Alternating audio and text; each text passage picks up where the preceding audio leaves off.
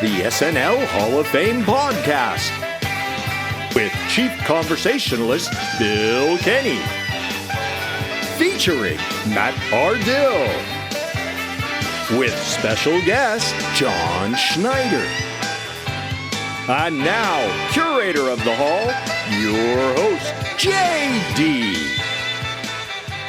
Hey, it's JD here, and I want to thank you so much for stopping by the SNL Hall of Fame podcast. First of all, greetings and salutations, Kirk Lane, our new announcer. Hope you're enjoying him. Let me tell you, we have an exciting... Whoa, hold your horses. Did I see you not wipe those feet? Get after it. The SNL Hall of Fame podcast is a weekly affair where each episode we take a deep dive into the career of a former cast member, host, musical guest, or writer and add them to the ballot for your consideration. Once the nominations have been announced, we turn to you, the listener, to help decide who will be enshrined for perpetuity inside the hall. And that's how we play the game, ladies and gentlemen. It's just that simple. I am pretty jacked about today's show because joining our chief conversationalist, Bill Kenney, is our good friend and ringmaster of the Saturday Night Network, Jon Schneider, stopping by to stump for Bonnie and Terry Turner. And I think that this is an important episode because I feel like the trickle has grown into a stream at this point. Will it grow into a river for writers? I'm not certain, but it feels like with our new rules of unlimited number of candidates with a minimum of 10 voted on, I think there might be a chance for some of these writers who remain on the ballot to get their opportunity. For now, I think we need a little bit more information, and information we shall get. As I do every week, I'm walking down the hallway today with a little bit of a strut. Because I am, it's the last season, and today I'm doing a little bit of Saturday Night Fever cosplay. So right down the hall here is our friend Matt. Hey, Matt. What's JD, you looking groovy, man. Hey, let me slick my hair back a little bit. No, actually, I don't want to slick it back. I want to hairspray it. I was getting Travolta rules mixed up there. Yes. Today we're doing nominating another duo, and as I've said before, duos and groups don't fare very well in the hall, despite their influence. I'm looking at you, Lonely Island. I'm looking at you, Franken and Davis, and now we've got Bonnie and Terry Turner. Yeah. What say you? Yeah. They are an incredible duo who are responsible for some great sketches and some of the best well-received sitcoms on television. So the nomination is deserved, but I agree it's going to be a tough run for them. I really thought you were going to start with Bonnie and Terry Turner, a combined height of 11 foot 5 inches. They are very private. I wish I knew. I actually don't know their height. I do not know their height. It's not online. I do have their birth dates. Bonnie was born August 28th, 1940, and Terry was born December 11th, 1947. They were a part of an 80s Atlanta comedy troupe, which appeared regularly on Turner Television on a show called Tush. They were friends with co-member of the troupe, Jan Hooks, who got them into That's where I heard that name before. Yeah. So that was their in when they were introduced. They wrote for 20 TV shows and produced 10 shows. But of those 10, created some of the biggest modern sitcoms with that 70s, 80s, and 90s shows, and Third Rock from the Sun, as well as producing the film Tommy Boy. Really? Yeah. Yeah. So, and that is it. They are incredibly private. I know you've been having a heck of a time finding publicity stills for them. They just, Yeah. and I mean, like, good for them. Like with all the hubbub around celebrities, good for them for being able to maintain their privacy. Yeah. Well, we'll see if they break the duo curse, because this is their one and only year to do it. I've got some exciting news for you, Matt. Okay, what's that? This year we are going to open up that flippin' ballot, and rather than 15 votes, everybody gets as many votes as they want. Oh, awesome. It should be an That's interesting year. It should be an interesting Has to be above 10, though. Has to be above 10. That's going to be the caveat. So, That's everybody awesome. has to vote for 10, and then we'll go from there. So, we're going to get some people in for the final season. Great. Yeah. Well, let's wander down to the basement and the conversation room, where Bill Kenney is sitting in his lazy boy that he demanded as part of his contract. Hey, to each their own. Bill, take it away.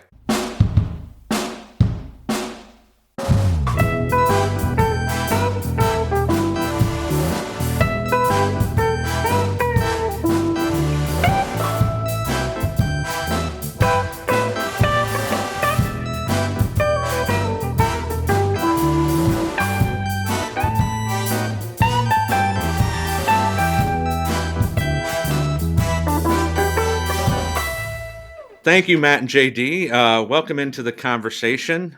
Today, we are talking about two nominees, the prolific writing duo, husband-wife of Bonnie and Terry Turner. I'm Bill Kenney, and I'm thrilled to be joined by the guy who's usually sitting in my seat, the host, the guru of the Saturday Night Network, my friend, Jon Schneider. Jon, how are you? Bill, I'm doing so great. So cool to switch spots with you. And we were talking about a prolific writing duo. So you had to get a prolific podcasting duo together for the show. So it's going to be a great show to get to talk to you. Yeah, I'm very excited to be doing this with you. We've done hundreds of podcasts together, but this has been the first time that we're kind of sitting in these chairs, and I'm really excited to get into these two. You have such a vast knowledge, especially of the writing side of things on Saturday Night Live. But before we get into that, why don't you tell me everything that's going on over at the Saturday Night Network, as we're only weeks away from the epic SNL 50 party. Yes. And I'm excited to see how this goes, by the way. I feel like this is like whenever my fiance wants to drive. I'm like, oh, okay. So we're going to switch spots for a little bit. But yes, everything is going great. We are not sure exactly when this is coming out, but we are definitely in the thick of one of the most important eras in SNL history right now. All the eyeballs are on the show. Anyone who's ever been interested or remotely wanted to watch Saturday Night Live is turning back to the show to see what they're going to do to celebrate this incredible 50-year anniversary. So we are covering every minute of it all through the season with shows multiple times a week. And oftentimes we get Bill Kenney breaking down everything as soon as it happens. And so I love getting to connect with everybody who is a fan of the SNL Hall of Fame and joins us over at the network to chat with us live for some of the coverage. And truly, as I've been saying all season long, there's never been a better time to be a fan of Saturday Night Live, just breaking everything down and talking about all of the greatest moments. Yeah, it's really been an epic season thus far over at SNL, and Saturday Night Network covers it better than anyone. So happy to have you here. So, as I said, we're going to be talking about Bonnie and Terry Turner, who were writers on SNL from season 12 to season 18. They're really in the midst of the second golden era. And before they arrived at SNL, they were on a late night TBS series called Tush. And this was something that aired late at night in the really early years of TBS. It's important because that's where they meet their friend and somebody that they collaborate a lot with on SNL in Jan Hooks. Jon, how familiar were you with Tush as you became an SNL superfan? This is, years before you were watching the show or even born. So were you familiar with Tush as you got into SNL? I definitely thought it was pronounced Tush, so that shows you how much I know about it. But I definitely have heard of the show. I know that there's a segment of our SNL fandom that knows everything about every sketch show ever. So I'm not that person. But one of the great things about so the first time, I feel like this is a lot of people's experience with Saturday Night Live. The first time you go back and you watch old episodes or old seasons of the show, you watch it for exactly what it is. It's like you watch the show. Things work for you or they don't. Sometimes if you don't get something because you weren't born in the era or it just didn't make sense to you, you'll Google what's going on to try and get the joke. And it's a lot of surface level watching. I do find when people go back a second time and truly get further invested in the show, there's a lot of extraneous stuff that they can find about why certain sketches are created. And oftentimes that happens to be when you find who wrote certain sketches and why sketches were created the way that they were. So, Jan Hooks, who to me is one of the greatest cast members ever, maybe somebody who, because she doesn't come back to the show in later generations and she's ultimately not around anymore, to be able to celebrate her in the way that she deserves. Because of that, there's a lot of younger generations who don't know about her, but especially don't know about the a couple of people who I would say were puppeteering a lot of the things she did on the show in Bonnie and Terry Turner, and may in fact just know them for being creators of two really awesome sitcoms, which I'm sure we'll talk about a little bit as well. But yeah, as far as Tush is concerned, I've seen some sketches out there. Definitely important for me to understand some of the development of Jan's characters, but beyond that, I wouldn't call myself a super fan of Tush. I mean, that's fair because it was hard to find. I can remember, after Jan had already left SNL and the Turners, finding it on TBS at like 4 a.m. on a Sunday or something like that, and rewatching these episodes and really discovering it for the first time, maybe 10 or 15 years after it aired. And now, of course, a lot of it is on YouTube. So you can go back and watch and see some of the stuff and they were in front of the camera. This was one of those situations where they started in front of the camera before they moved behind it. So I'd find it fascinating. It's one of those origin stories, almost like a minor league baseball player who becomes a superstar in the majors. Being able to go back and watch some of that grainy footage is a lot of fun. Yeah, and TBS is named after Bonnie and Terry Turner, right? Turner Broadcasting Station? Yes. No, it's not. I don't think they're related to Ted, but yes. No. Oh, John got the dad joke in early. But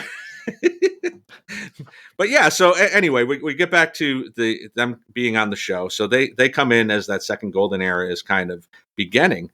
And I feel like they're a little bit underrated because, ask anyone who's a true fan of the show and whatever your favorite era of the show is, it's important that the writers are there. So you have Smigel, you've got Odenkirk, you've got Conan. You probably have the deepest bench in the history of the show, especially considering what all of these people went on to do after they left, including the Turners.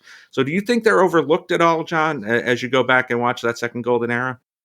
Probably because they weren't as front-facing as some of the people that they were in the writer's room with. So, though, again, they created Third Rock from the Sun and that 70s show, which have had, really long shelf lives. I don't know that people would know them as well as the others, but their story is really interesting to me from a writing perspective because they aren't hired at the start of the second golden era. I believe that the entirety, I'd say maybe 3/4 of the season 12. Yeah, I think it was maybe like it was only in the last few episodes of season 12 that they are brought onto the show. And I think that came from Jan asking for them to come onto the show. That, this is a story that I think even happens up until today. Like I remember having, I hope I'm not speaking out of school, but, having a conversation with Heidi Gardner last year about how at a certain point when she became a more established presence on the show, she wanted to bring in a writer that could help her and work with her directly. And I think that, that's what we've seen throughout SNL history is that there's these writing and cast member alliances that develop. And if somebody isn't in the writer's room that is there to help you, then sometimes you go and you look for it. Yeah, that's right. And she is a major factor in them coming in. She's already becoming an established star halfway through season 12. And it is interesting because they have such a different voice than a lot of the people. You have a lot of people who are, the Harvard comedy, and still to this day where they talk about, this more upbeat, upbrow comedy. They're covering slice of life, as we'll get into the sketches that they wrote. They're covering it from a Southern perspective and a slice of life perspective that we don't really get to see on the show a lot. Yeah, wouldn't you agree? Yeah, it reminds me a lot of Nate Bargatze, where he comes in, he gets a ton of ratings over the last couple of years for his episodes that he hosted. And I think that there's a Southern charm where Jan is often, she was a Southern belle. Like, everybody loved Jan. And I think that they knew how to write for her. And you see a lot of sketches that, take place in a diner, or, things that you would see in the South that would be places to mine comedy that you wouldn't necessarily get from somebody who, lived in New York their whole life, or came from Harvard. I think that there's, and that's probably something that's missing on the show today, is just people from other parts of the States who have different life experiences who are able to come in and point out things that relate to a lot of the country. Yeah, and it's a different time. It's pre-internet. You may not have a good grasp if you live in New York or Boston of what's happening in Atlanta or in Tennessee or things like that, especially in the late '80s, early '90s. So I think that voice is very important to have on the show, and it is something that we don't really see a lot today. I also noticed, Bill, sorry, I was going to say that I also noticed a couple of other themes, I guess, in some of their writing that we see throughout their time at the show. In addition to them being Southern and having those influences, I think there's a musical influence that they bring to the show. There's been eras of the show that are very like theater kid friendly or music videos and influenced by that. But I think they bring an aspect of almost like a cappella music or church music that I think that they bring to some of their sketches that you'll see throughout their time as we talk about some of them. And I think they also are like really big on characters that or building a sketch where people cast judgment upon a character in the sketch.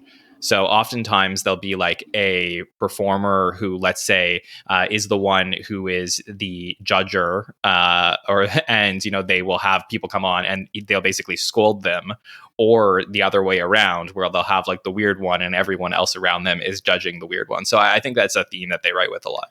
That's such a great point. Yeah, that's something to think about.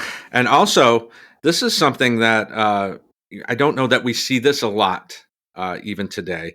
They take over a lot of classic sketches, things that we saw, a dozen or 24 times in the history of the show that had been started by someone else. And they were able to continue these sketches as we get into them for years. So there's a couple in particular that I'm sure that we'll touch base on here, but that's kind of interesting to me too, to think about something that, most of the time, if a writer leaves the show, that sketch no longer is done, right? Even if the performer is still there. They did this very differently in the late 80s and early 90s because these characters were so popular. The writer left and they wanted to be able to find a way to continue it, and it got handed to the Turners quite a bit. That's a very good point. I mean, some of those really big sketches, a lot of people never knew that the Turners contributed to, because they originated with a writer and a performer, and the Turners were never brought up. But after that writer may have left the show, the Turners continued it. So, you tell me where you want to go, Bill, with some of these sketches as examples, but there's a lot of good ones we could talk about. I mean, let's start with maybe the biggest that they had contributed to, Church Chat. So this starts in season 12, and Rosie Schuster, original era writer, is back on the show and has a big part in making this with Dana Carvey. She decides to leave the show again and kind of hands it off towards the end of 12, beginning of 13. And it continues for a very long time. So give me your thoughts on Church Chat, how many times they were able to do it. And, according to my records, they did it 9 out of the 15 in the original era. Yeah, this is a big character, one of the biggest in SNL history, and I think Dana coming on the show, debuting it at the beginning of season 12. I believe he had done it before coming onto the show, but he brought it there, and Rosie helped fit it into that SNL box. But the handoff, I don't know if there's a noticeable handoff between sketches, because I think Rosie likely worked with the Turners when they came in at the end of 12. So there's probably a little bit of a smooth handoff that happens here. But to me, it's always been, Bill, one of the funniest things I've seen on the show. Well, Jim and Tammy, you can just relax, because on my show, no one is going to mention adultery, blackmail, missing funds, drug-induced psychosis, or getting booted from the PTL. So, what else is going on? Well, church lady, I guess we are kind of preoccupied with the scandal right now. I bet you are, Jimbo. Well, it just gripes my bottom that every time the press gets a hold of a story about a minister who's having a little piece of chicken on the side, people just talk. The idea that we're creating a world where someone of faith is going to judge these crazy characters that are in the news, but not in a preachy way. That to me is what always stood out. It was never like I'm watching this show and I feel like I'm being told at home how to behave. It was always the idea that there are layers to the church lady character, that the church lady feels like, oh, these people who come on are not behaving the way that they should, but sometimes neither am I. And, we get all this stuff about the church lady and their feelings and their body and things, and Dana's body. So for me, I find the church lady a very interesting, fun, and layered character that I'm sure the Turners, who had this Southern influence, and like I said, we do see some church stuff throughout their sketches. I'm sure they had a ton of influence on where the character ultimately ends up going in some of the bigger seasons in 13, 14, 15. Yeah, it's not something that I think we see a noticeable drop off in, because you do get the Sean Penn one, which is very famous, where he punches the church lady. We get the second DeVito, which was airing in Christmas specials up until about a decade ago, where you do get to see that other layer of Edna, playing the drums and singing along with Danny. So yeah, I don't think that you see much of a difference in the quality, even though this was, again, we're talking about an era where they do characters constantly. So the fact that this came on 15 times in a matter of 5 years was quite a bit. But I don't think we lose any quality when the Turners take it over either. I agree with you. Yeah, and it's probably comes, there's a lot of experience about people who, went to church as a kid and had like maybe more of a religious upbringing, and they go and they meet people at church like the church lady who pass judgment on them. And then as, you go off in the world and you do things and you become less religious, you're like, oh, like, did I need to be doing all that stuff as a kid? And you start to question these. And I think there's a lot of like really, really well crafted storylines that occur in some of these sketches. Like we often go back and we think about, Tammy Faye Baker and the crying with Jan and all of that. And like the visual stuff that you end up seeing, the Superior dance, like those are the things that end up carrying through the generations. But I do think that some of the language that is written into these sketches is really brilliant stuff. And I think if you spoke to Dana, he would credit a lot of that to the Turners. Absolutely. So where would you like to go next? What other sketches kind of stick out to you when we talk about the Turners? Sure. Well, I think while we're talking about sketches that were passed from one writer to another, I think we should talk about the Pat Stevens show, and that when we're talking about Nora Dunn here as opposed to Jan Hooks, but it is interesting to see that Bruce McCullough, Kids of the Hall fame, Kids in the Hall, they two of the writers, Mark McKinney and Bruce McCullough, wrote for season 11, and they end up not returning for season 12. So Nora Dunn, who has this breakout character of hers, everyone talks about John Lovitz and Dennis Miller from season 11, but Nora Dunn also comes in and is trying to find her place now that there's, these huge performers in season 12 that have started to take over the show. And Pat Stevens' show was one that they did a ton of times as this, a fashion correspondent who hosts her own show. And in a similar way to Church Lady, is very judgmental about all the people that come on the show and how people dress and all of this stuff. And I think that they take that over beautifully. I think that they maybe even I think early on in season 12 they might be making a guest appearance as trial writers, and I think that they help Nora Dunn with one of these sketches, and then later on take this over to work with Nora, and that's another great one. And let's read a letter, shall we, from one of our viewers about a current issue. Dear Pat, I own 3 furs, and I'm wondering if it isn't time I develop a conscience. What do you think about the issue? Signed, Mrs. G. Well, Mrs. G, what you're talking about here is a fashion issue, and let's face it, what other issues are there? I would say this. I saw a sign painted outside a furrier that said, "Fur is murder," and I couldn't help but scrawl underneath it, "to clean." Yeah, and talk about underrated. I mean, Nora Dunn doesn't get mentioned enough, and this is probably her signature character.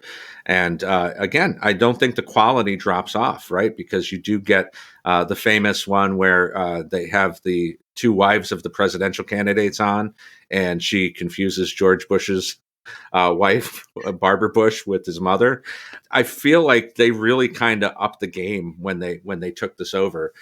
Even though, again, this was one they probably did a little bit too much, 19 times. But yeah, I don't think you lose any quality here. And Nora is just so fantastic in this as kind of the clueless former model that comes on and has this talk show. And I see a lot of similarities between Church Chat and Pat Stevens' show. It's, different area that they're touching on, but it's, again, somebody who is hosting a show who's judging everything that's happening around them. And that is very on par with what they do. So these characters, though they originated in other places and other writers contributed to get them to this point, I think the Turners are just primed for both of these characters. Yeah, absolutely. So then, we get into season 13 and there's a lot of great stuff. This is kind of where they really kind of take over the show with a lot of different moments. I want to point out Campfire Stories with Dabney Coleman. This is one that, hit me as relatable when I was young because I was a Boy Scout, and it hits me as relatable now as a husband. So maybe not to this extreme, but that Dabney Coleman episode is just so crazy, and one of these actors that we should have had on host more because he just did such a great job. And the Campfire Stories, if you don't remember, they're all telling ghost stories around the campfire, and Dabney starts talking about his wife, the woman who changed, retaining water and things like that. So what are your memories of that particular sketch, John? Well, I remember that being a great episode. He hosted on Halloween, so that was one of the ones that I think we did a few years ago some talk about the greatest Halloween episodes, and that has to be for sure up there. But I love the relatability of some of these sketches. You said that at different points of your life you could just fit in with where this sketch worked for you, and I think the idea that I do find a lot of humor in SNL sketches about husbands and wives that are just sick of each other. Yeah. I think it's a great place to mine comedy from. And the idea that, we're going to have a scoutmaster hang out with the Boy Scouts and use this opportunity to just talk about all of the things he's frustrated about in his marriage is a great place to go. So, and I think Dabney was a great, you're totally right. Definitely should come back again. Yeah, and the moral, of course, is that women are no damn good. So that's where the button is on that sketch. Yeah, but just another great. This does have nothing to do with Jan, but we will get into a lot of Jan moments, and as someone who was kind of their muse. But there are sketches that don't involve Jan, as we talked about with Pat Stevens, and now this one. Where would you like to go next? You were talking about relatability. Got to talk about, I have been described at times as slightly anal retentive. So I would like to talk about Cooking with the Anal Retentive Chef, which is the Phil Hartman character that when I saw this for the first time, I was like, how have I never seen this before? Because I don't know if I would call it anal retentive. It's a little obsessive compulsive, but I have a thing where I need like everything to be in a certain spot. And I've found a way over my life to like let some stuff go. But it used to be pretty bad where I had to like have a routine and do the exact routine before I'd go to sleep, and I couldn't fall asleep unless I so sometimes I'd be like lying in bed and be like, I didn't push in the chair in the kitchen and things like that. So like this to me was like, when I saw this, I was dying, because it's definitely a like hereditary thing that's in my family with a little bit of anal retentiveness. And Phil is so brilliant at this character. And how do we throw things out? Okay, we take our paper toweling. 2 pieces, unbroken, lay it out neatly, dump the refuse inside, arrange neatly. Let's take these little nasties we separated earlier, put that back, fold over carefully, making sure the corners are square. And we take a piece of aluminum foil and we place our refuse onto the foil and fold over very carefully. This way it won't leak onto the other garbage. And I have a lot of those tendencies as well. And I don't wrap my refuse in different bags to make sure the tape is tightened as Phil does. But yeah, this is a great early Phil moment, and it's basically just him. There's other episodes, other sketches where he's with John Goodman in one and things like that, and his mother. But it is all about Phil, and he's just playing to camera, talking about. I mean, it's hard to remember that these cooking shows were so big in the 80s. There would even be segments on news shows where they would just have this 5-minute segment of a chef talking about making a meal that night or making a dessert. So this really fit into the zeitgeist in that late 80s. And Phil just plays this so perfectly. And every beat just ups the game as he's, putting the refuse in another bag and sealing that up, and now the bag's broken, so I have to go back and do this again. And I love these. This is one of the great ones for sure. Yeah, and it's a great character piece of just watching this guy try and hold it together when everything goes wrong around him. But no, you can't do that. Don't do this. Don't do that. And like, it's one of those ones that if you don't know Phil Hartman, that's a great sketch to go back and check out of his with the Turners. Yes. So let's hit one of the other huge ones that we haven't talked about yet. This obviously becomes a major motion picture as well. Wayne's World. I mean, this is as big as it gets, John, right? This aired a lot. It becomes so big that they make 2 movies out of it. The best grossing movie in the history of SNL as far as related characters. And it started as a 10-1. So what are your memories of Wayne's World as you went back and watched all these old seasons? Yeah, definitely. You can argue the most iconic characters ever in the show. And I think that what it did was, we talked about other characters that were really big and popular at the show at the time. A lot of them, probably appealed to different segments of adults, but this was one for the teens, one for the kids of watching at the time. And you just see, these, 2 guys hanging out. They're your friends. They're sitting on the couch and they are talking about, new language, new words that you're going to end up incorporating into yours because they're cool and fun and hip, and talking about everything that's happening on, MTV and all of the new things that are happening around, doing their movie picks, talking about Madonna, like everything that Wayne's World would do was just so cool that everyone wanted to be friends with Wayne and Garth. And for me, I do see a lot, just from a you could do podcasts upon podcasts about Wayne's World. I just purely from a writing perspective, Bill, going through the Turner sketches again, I can see the connection or the thread between Pat Stevens, Church Chat, Wayne's World, about characters who again look at the world around them and talk about it in the way of, from their own viewpoint, and just having these 2 teenagers sit on the couch and make fun of everything that's happening around them and all of their teenage problems, threaded into it, I think again speaks to the Turners writing.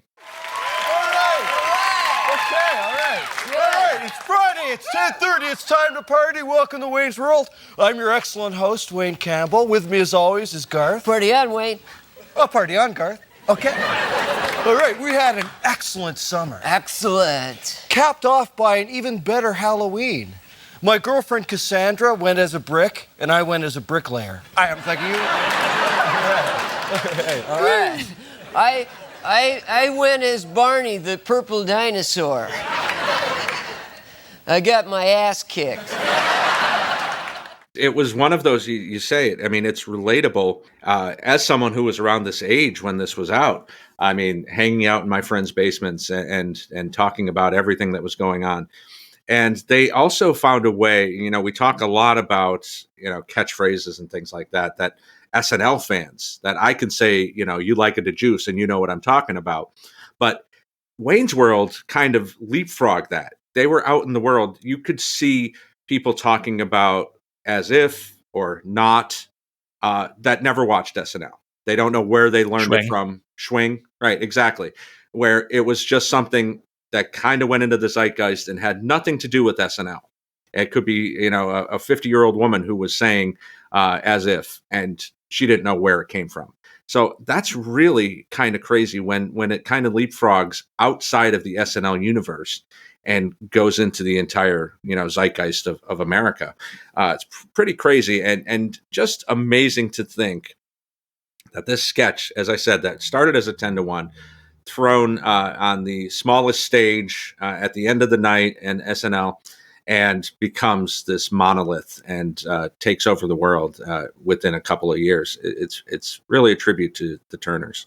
And I remember talking to my sister, who is 9 years older than me, about the Wayne's World sketches when I first saw them.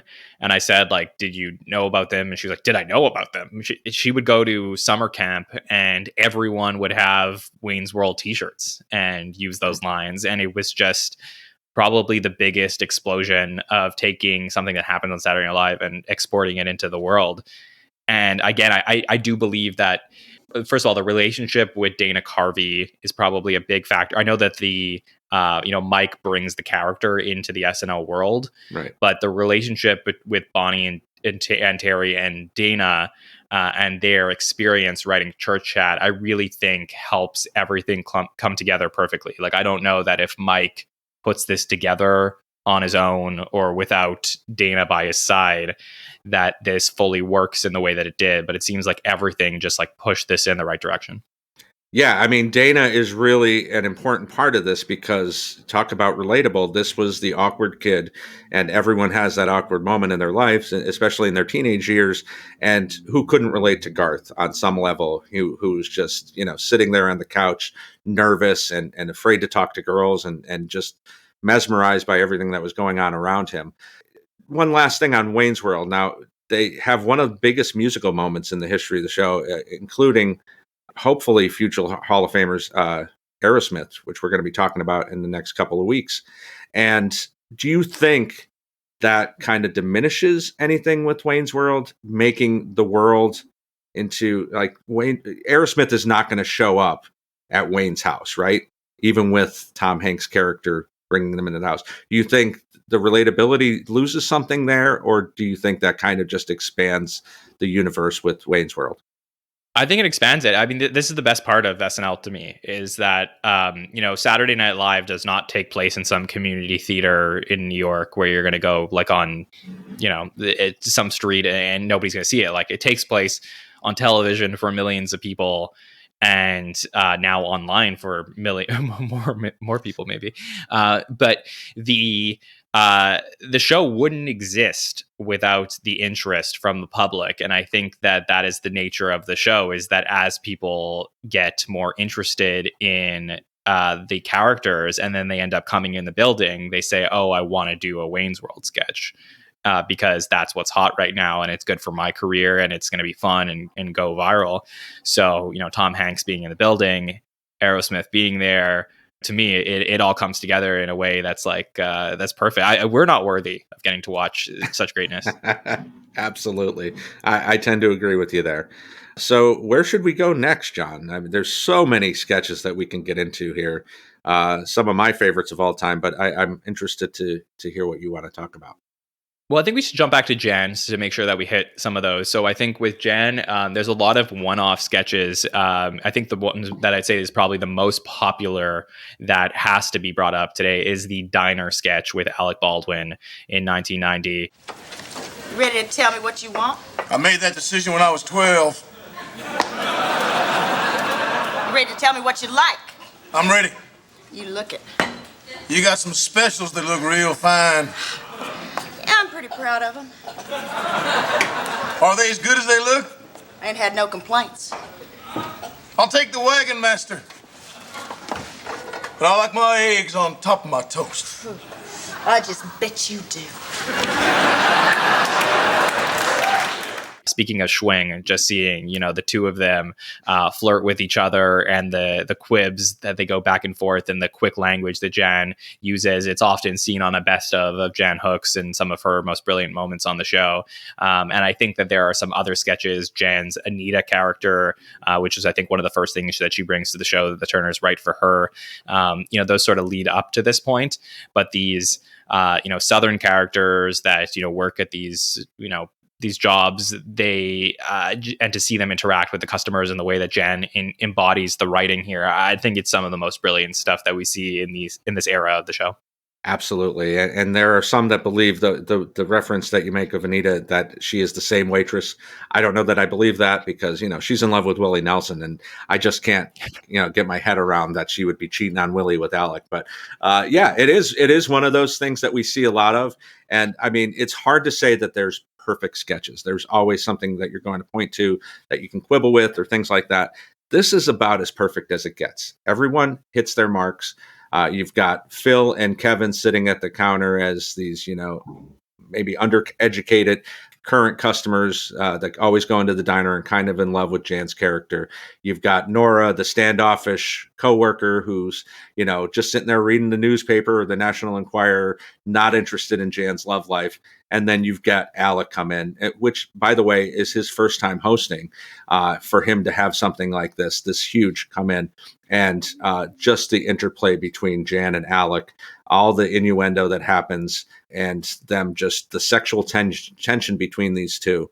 I loved Jan all the time up to this. This is probably when I fell in love with her as a true actress and character. It's just some of the greatest stuff that's ever happened on the show. And it's something that, these moments are not easy to put together. To me, it's like watching an absolute highlight reel Sports Center, top 10 moment of getting to see somebody just capture the audience and the characters in a way that you can only do it in a few minutes. You only have a few minutes to develop a scene and put this together and have the storyline and have everyone on board and understand it. And then to pull it off the way that they did at Alec, who's, just entering the height of his powers, and Jan, who's somebody who is just as good as it gets on the show. These moments are so great. And there are a bunch of one-off sketches that are sort of similar to this vibe, but this is the one that I think that most people would know.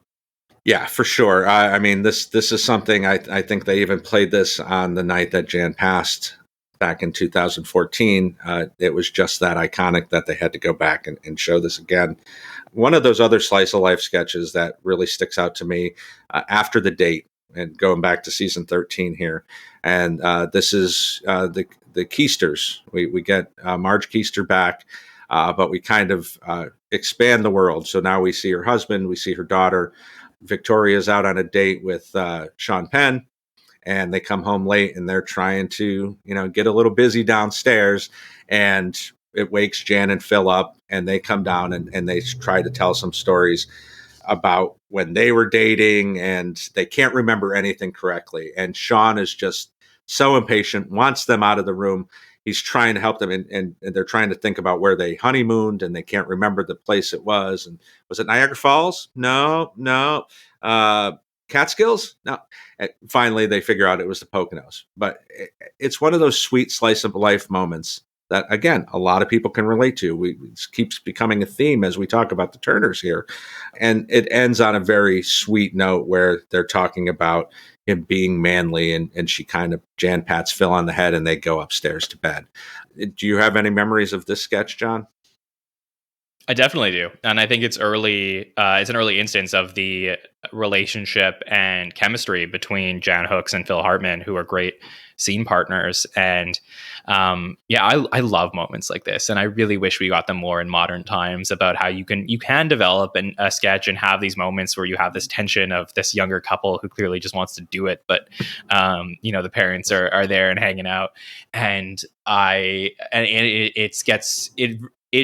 it's on the line basically of annoying but still sweet, and I think that's really nice. And it's also great that another thing I love about this era of the show is that they take the Marge Keister character, who I believe was she in a game show first? I think in a game show, and then they like put her in this world and develop her. You get some character development. So there's a lot of things that I really, really love, and I'm so glad that they were able to write to that.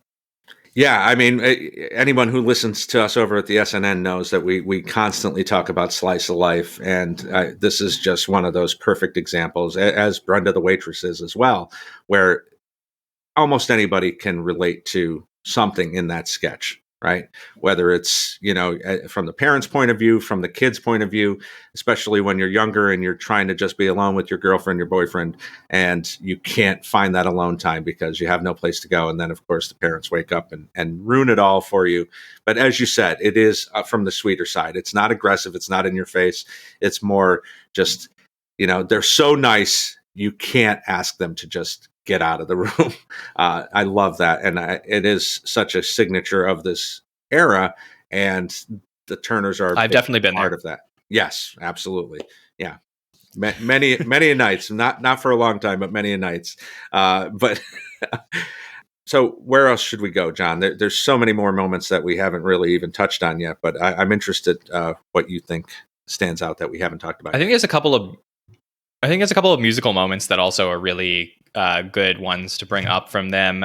One that people may remember is they did this cowboy song series of sketches with Dana and Phil riding on a horse as cowboys with a host. And I think the Woody Harrelson one is often the one that's passed around, but it's very reminiscent of a sketch that I think Brian Tucker and Jason Sudeikis would end up writing years later of, these guys hanging out. And then whenever a chorus of a song, they tell these crazy stories. And then whenever the chorus of the song would come on, they would all sing it together, these song memory sketches. And these sketches I really love. I love getting to incorporate music and storytelling together. And I think that really works well here. So I love that. And I'll also compare it to another sketch so we could sort of put these two together, which is the Dysfunctional Family Christmas sketch, where you get the family all singing, we all think they're going to be caroling and singing nice Christmas songs, but they're singing "Please Go Away." And the whole thing that you often get to see maybe 30 seconds of on a Christmas special. But these are the things that I think really, really work from the Turners' minds of getting to incorporate music and storytelling together. Yeah, that's Dysfunctional Christmas is so iconic. As you said, it's one of those things still to this day. I think outside of the Steve Martin wish list is the only thing that's in the modern Best of Christmas SNL that they show on television. Just having that moment where you've got Jan, you've got Phil, you've got Dana, you've got Julia Sweeney, and they're all singing these songs about, again, relatable. Here we go again. Maybe not to this level where but your father getting drunk or, but the anxiety of the holidays. We just passed the holidays just a few weeks ago, and anybody can relate to that. Even 30 years later, I think that just stands testament to what they were able to do. It's really quite amazing. It is. And I like that. I like, there's been, again, other eras of the show that incorporated music, and it could be too much sometimes. But when you do it in the right way, it's really great on SNL because it just shows how much range people have. I remember watching some of the SNL documentaries that came out that I'm sure they'll come out. This will be brought up again in the documentaries that are being released around the 50th about how when a new cast member comes on and they have that range to incorporate music into their sketches, the possibilities are endless for what they can do on the show. So for me, I always really appreciate the writers that found a way to use those cast members and get those sketches going. Yeah, and the other musical moment I would want to bring up is Tammy Wynette sings the classics. Now, does anyone remember Tammy Wynette? No. I mean, she was old when I was young. So but again, this is a moment with Jan where she's just coming out. She had one signature song, "Stand by Your Man," which almost everyone's heard, but they put it to the classics. So they're using Mozart and Beethoven, and that's just one of those things. I think, John, that to this day, if I ever hear that song anywhere, all I can hear is "Stand by Your Man," and because it's just kind of stuck out over the course of time. It's a quick commercial. They're doing one of those, buy this collection of songs that they were famous for doing in the early '90s. But this really and shows off Jan's talents as a singer as well. And I always found this sketch absolutely fascinating if you end up watching the series in order, because this sketch first airs on the day that Gilda passed. And it's the episode where Steve hosts and then talks about that. And literally, like 10, 15 minutes in real time before this sketch airs, they're showing clips of Steve and Gilda dancing around the studio. And I think that, Gilda was such a brilliant performer. And then the role for women at the show is really, really tough for many years until they get to somebody like Jan Hooks, who starts to take over again, for what she can do on the show as a woman. And it's one of those things where I sort of looked at it as like a mini passing of the torch moment of like, unfortunately, very, very unfortunately that we lost Gilda at that point, but that the show is in really good hands with somebody like Jan who can sing and perform in the way that she does. Yeah, and I mean that's a great point, and the connective tissue of only that SNL can do because of their history. But even at that point, we're only 15 years into the show, they were able to find a way to do that, intentionally or not. And I mean, you still see that to this day, where you get these older cast members who are kind of passing the torch on to someone else. That's such a great point, John. I love that. One, I would be remiss that we would, if we didn't talk about it. One of my favorite sketches of all time, it would be top 10, no matter what list I was making, the Sinatra Group, which they wrote with Downey Smigel, based on the McLaughlin Group, which was, pretty popular at the time, especially the way that Dana portrayed it. But if you don't remember, this is Phil as Frank Sinatra sitting around a round table. And the whole concept of the McLaughlin Group was just these people yelling at each other about politics. So the Turners and Smigel and Downey turned this on its head, made Frank Sinatra the host, which, Phil was just incomparable as Sinatra, and surrounds him with these ridiculous characters. You've got Sting as Billy Idol. You've got Jan as Sinead O'Connor. You've got Chris Rock as Luther Campbell, and you've got Mike and Victoria as Steve and Edie Gourmet. And they just go around the table and talk about nonsense, chicks you'd want to bang, and what's up with the bald chick, and things like that. This is one of my favorite moments in the history of the show, John. Okay, next issue. Rita Hayworth or Ava Gardner? Who would you rather nail? I disqualify myself because I done them both. I think you're a bloody stupid old fart. You're all talk, Blondie. You want a piece of me? I'm right here. Don't provoke me, old man. You don't scare me. I got chunks of guys like you in my stool. All right. I'll rip your bloody head off. Steve, go kick his ass. What? You heard me. Do it, Steve. Well, okay. You got it. Well, Bill, I got chunks of guys like you in my stool. So, yeah, this is great. This is perfect. Again, it's like seeing all of these great performers together. That was a big deal at the time of, Jan playing Sinead O'Connor. So, I think this is Sinead O'Connor before we had the moment that Sinead O'Connor, had on the show. So I think that because of that, in retrospect, it's even a bigger deal to have that together. But she's such a great performer, and again, everyone is so good in this sketch, and is sitting around a round table. For me, I would definitely put this. I don't know if I could say this is a top 10 sketch of all time for me, but probably if I had grown up in the era, I probably would have considered it that way.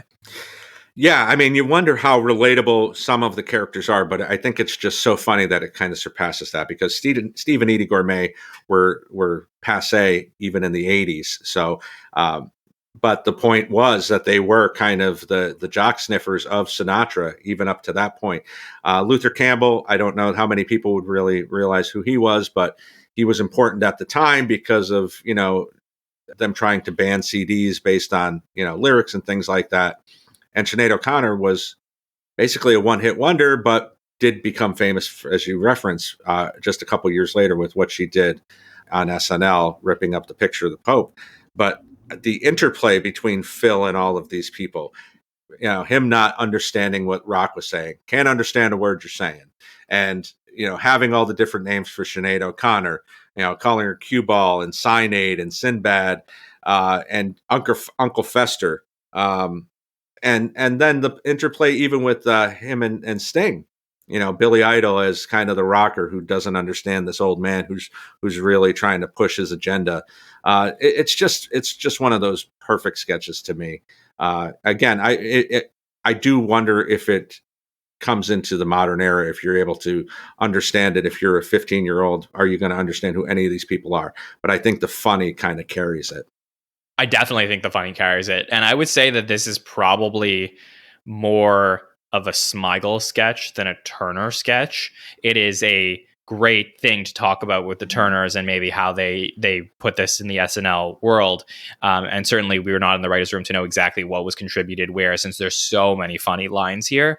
But as far as styles of sketches are concerned, I think that Smigel's, it also works with the Turners on Dana's Tonight Show sketches. Yes. And I would say that those are probably a little bit of a separate category of the Turners also really helped other writers with their sketches on the show.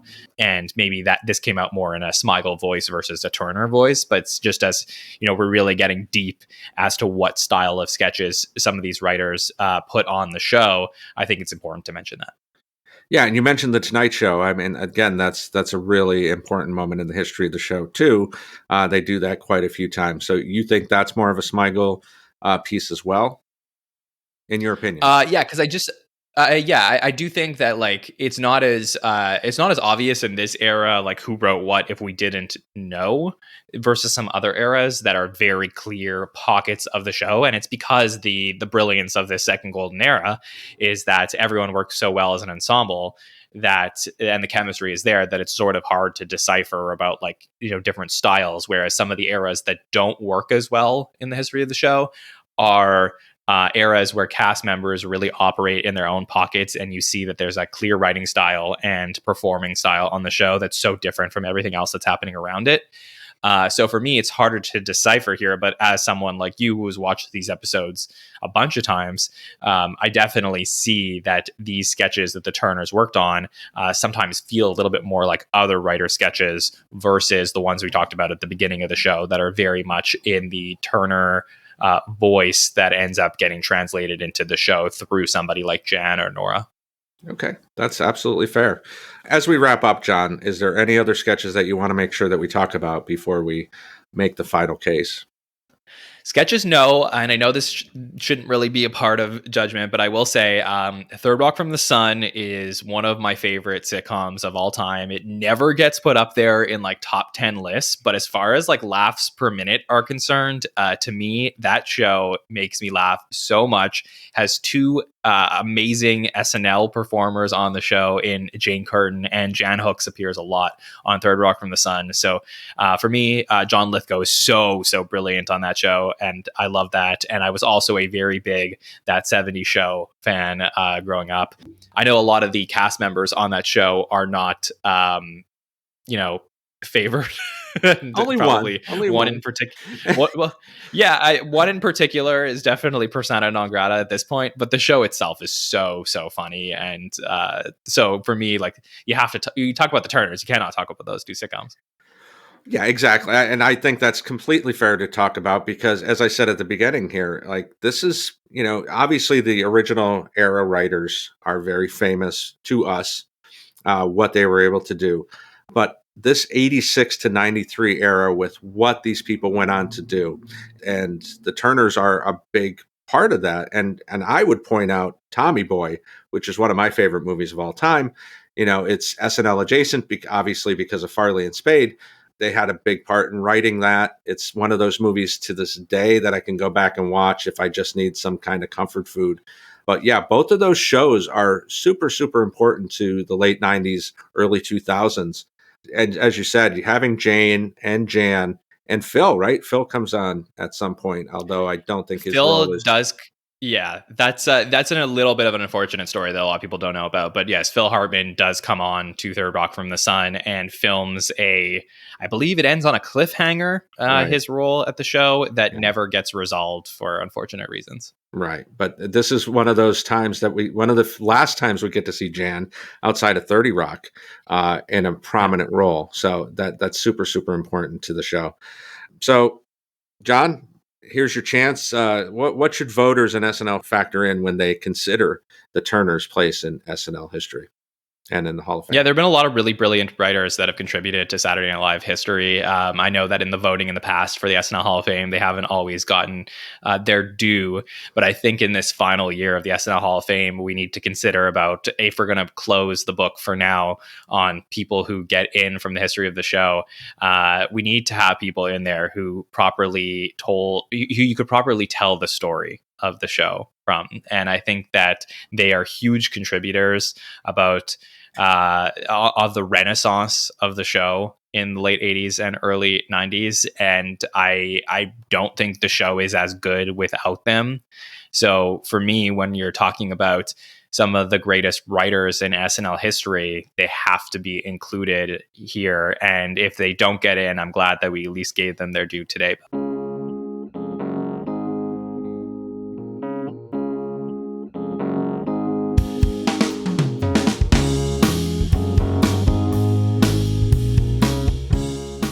So there's that. How did you enjoy it? I gotta say, I'm a pretty big fan of those two when they get together. So it was interesting just from that perspective. But then to get the insight that we did between Matt's Minutia Minute and that deep dive into the Turners with Jon and Bill, I gotta say, I'm feeling like 6 out of 10. 6 out of 10. That's not so bad, I would say. We'll get into it a little more on the water cooler this week, so give that a listen too. I'm sure Joe and Shari are chomping at the bit to talk to me about this nominee and about so much more. So join us for that.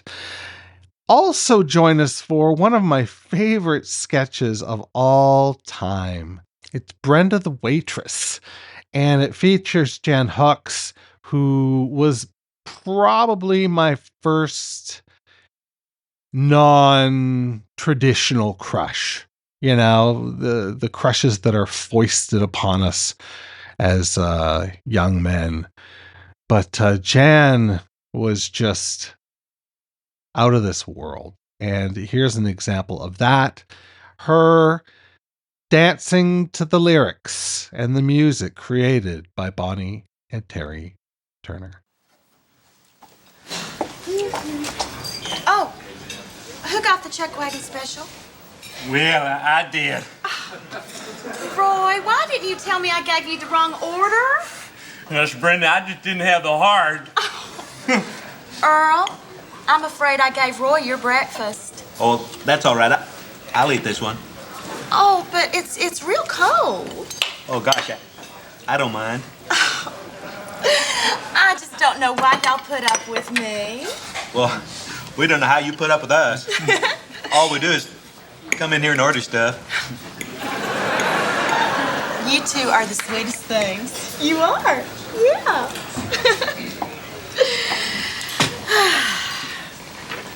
I ran into Bobby. He asked about you. So? You working late tonight? Who wants to know? Who do you think? Why should I care? What should I tell him? How should I know? I just asked a question.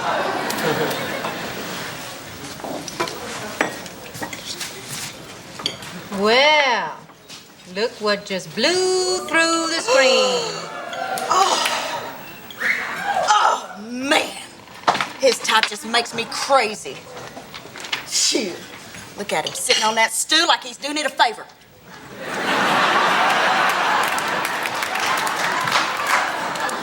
Well, you know what? He can just sit there forever as far as I'm concerned. I just don't care. However, my job description requires me to go down and find out exactly what he wants.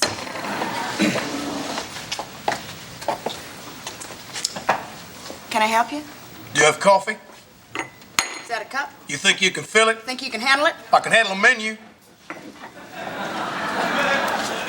First look is free. I never paid for looking yet. You better watch it, cowboy. I've been watching it since you walked over here. Yeah, I couldn't help notice what you were looking at, too.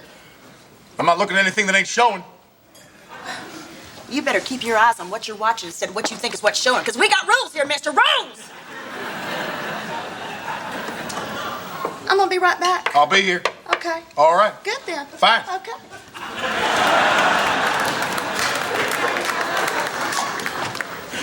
What did he want? What do you think? Well, what did you say? What could I say? Hey, excuse me, Brenda. Can we get a cup of coffee? Oh, sure. Unless you don't want us to have any more. Oh, you boys. You are just the sweetest things. I mean it. You really are. Yes, ma'am. Ready to tell me what you want? I made that decision when I was 12. You ready to tell me what you like? I'm ready. You look it. You got some specials that look real fine. Yeah, I'm pretty proud of them.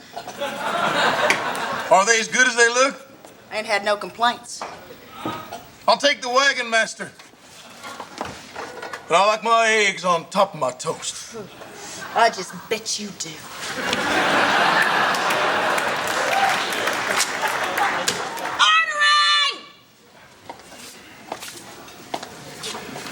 You are skating on thin ice. I don't know what you're talking about. You are driving on bald tires. Well, I would love to carry on this interesting conversation, but if you'll excuse me, I have muffins to stack. Gosh, Brenda, you sure do stack them muffins real good. What?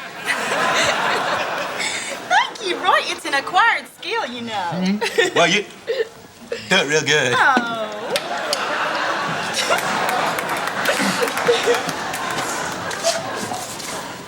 Now, why don't you tell me what kind of pie you want with your breakfast special? I didn't order pie. It comes with a special. It's not on the menu. What are you trying to say? What are you trying to do? Are you saying that I'm the kind of waitress that would offer you a slice of pie if it wasn't on the menu? All I'm saying is pie is never free.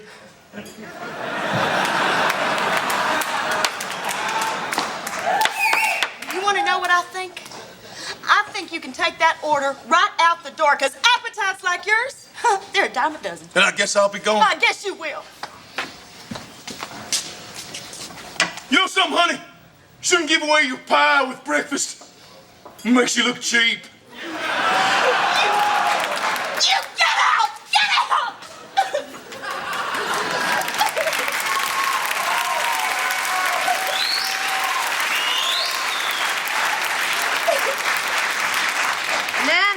Now, don't you cry, honey. He ain't worth it. Hey, Brenda, I'll eat his pie. Me too. You are the sweetest thing. No, you are the sweetest, Jan. And everybody loved you. So there's that. That's what I've got for you this week. Next week, we have another terrific episode for you. Hoping you tune in. Hoping you tune into the Water Cooler podcast with Joe and Shari. We're having a lot of fun over there. So join us every Friday for new episodes covering the Monday episode. I want to thank Jon Schneider once again for stopping by and being such a good friend to the SNL Hall of Fame. I want to thank Bill Kenney, our Chief Conversationalist. I want to thank Matt for his Minutia Minute. And of course, I want to thank you for tuning in. So there's that. Now, if you would do me a favor and on your way out, as you pass the Weekend Update exhibit, turn out the lights because the SNL Hall of Fame is now closed.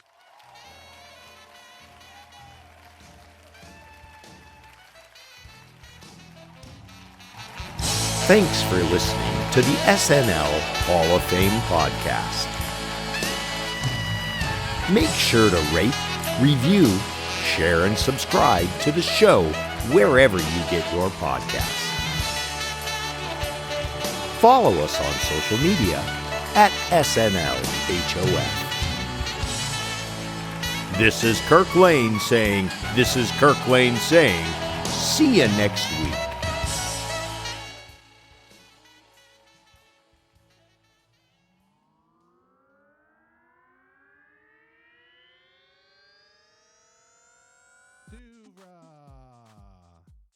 Podcasts and such.